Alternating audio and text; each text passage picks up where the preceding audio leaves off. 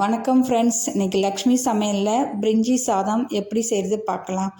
பாஸ்மதி அரிசி 2 வழக்கு, கேரட் 2, கொத்தமல்லி புதினா கொஞ்சம், 6 பச்சை மிளகா, வெங்காயம் பெரியது 1 நீள நீளமாக கட் பண்ணிக்கணும், இஞ்சி பூண்டு பேஸ்ட்டு, மீல் மேக்கர் 100 கிராம், முந்திரி பருப்பு 10, பிரிஞ்சி இலை 2, பட்டை 1, கிராம்பு 3, ஏலம் 2, அன்னாச்சி மொக்கு 1, உப்பு கொஞ்சம், தயிர் 2 ஸ்பூன், நெய் 2 ஸ்பூன்.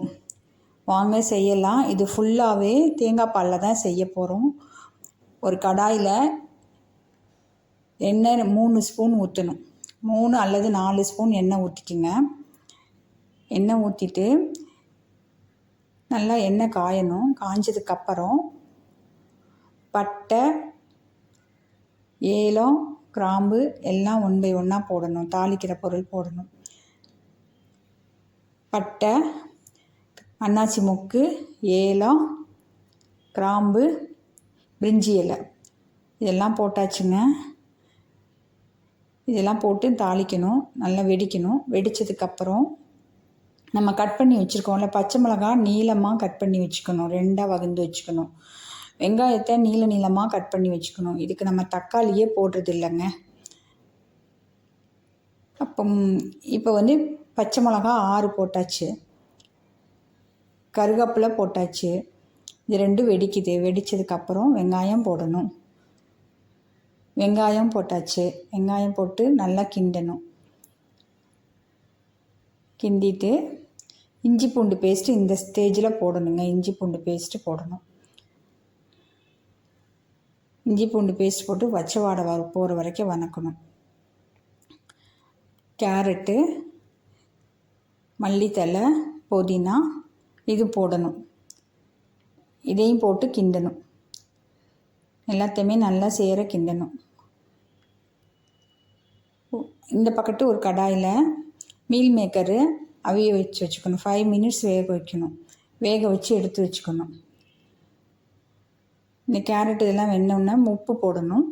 உப்பு போட்டு அந்த 2 ஸ்பூன் தயிரையும் ஊற்றிடணும். அதுக்கப்புறம் இங்கிட்ட ஒரு கடாயில் கிண்ணத்தில் நெய் ஊற்றி முந்திரி போட்டு கிண்டணும். இப்போ மீல் மேக்கர் போட்டாச்சு. புளிஞ்சு வச்சுருக்க மீல் மேக்கரை போட்டாச்சு. போட்டு அதையும் ஒரு சேர கிண்டணும். நல்லா கிண்டிட்டு நம்ம தேங்காய் பால் புளிஞ்சு வச்சுருக்கோம்ல, ஒரு மூடி நல்ல பெரிய மூடி தேங்காய் எடுத்து 2 டைம் பால் புளிஞ்சு வச்சுக்கணும். ஃபஸ்ட்டு பால் 1, செகண்ட் பால் 1, 2யுமே ஊற்றணும். 2 பாலையும் 4 டம்ளர் ஊற்றணும். 2 வழக்கு பாஸ்மதி அரிசிக்கு 4 டம்ளர் பால் ஊற்றணும். தேங்காய் பால் நல்லா ஊற்றணுங்க. அப்போ தான் டேஸ்ட்டாக இருக்கும். வெறும் தேங்காய் பாலில் செய்கிறதுனால வெள்ளை வெள்ளேன்னு இருக்கும் பிரிஞ்சி ரைஸு. இதே புலவுன்னு சொல்லுவாங்க. கல்யாணக்கார வீட்லலாம் இந்த புலவு வைப்பாங்க. புலவு சாதம் இதுக்கு பேர். நல்லா ஊற்றியாச்சு. தேங்காய் பால் ஊற்றினதுக்கப்புறம் கிண்டி விடணும். அந்த பக்கத்து ஒரு கிண்ணத்தில் நெய் வச்சுருக்கோம்ல, அதில் முந்திரி பருப்பை போட்டு கிண்டணும். இப்போ கிண்டியாச்சுங்க. இது பபுள்ஸாக வரும். கொதிக்கட்டும்.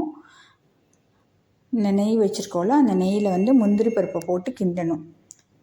முந்திரி பருப்பை போட்டு கிண்டிட்டு பொன்னிறமாக வறுத்து வச்சுக்கணும். பொன்னிறமாக வறுத்ததுக்கப்புறம் இங்கிட்டு இந்த நல்லா பபுள்ஸ்லாம் நல்லா கொதி வரும்போது தான் அரிசி போடணும். அரிசியை நல்லா களைஞ்சி 20 நிமிஷம் ஊற வச்சுக்கணும். நல்லா களைஞ்சிட்டு தண்ணியெல்லாம் வடிச்சிட்டு போடணுங்க. நல்லா கொதிச்சிருச்சு. இப்போது அரிசியை கொஞ்சம் கொஞ்சமாக போடணும். போட்டு கிண்டணும்.